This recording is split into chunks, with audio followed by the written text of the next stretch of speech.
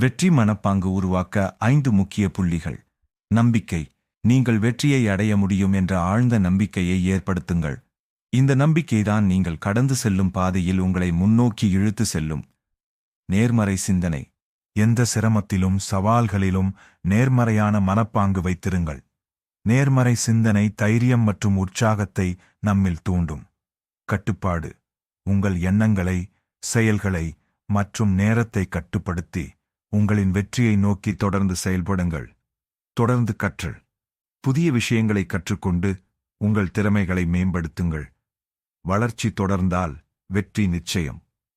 புதிய சவால்களை ஏற்றுக்கொள். புதிய சவால்களை தைரியமாக ஏற்றுக்கொண்டு அதை வெற்றி பெற உற்சாகமாக கையாளுங்கள். சவால்கள்தான் வெற்றியின் வழிகாட்டிகள்.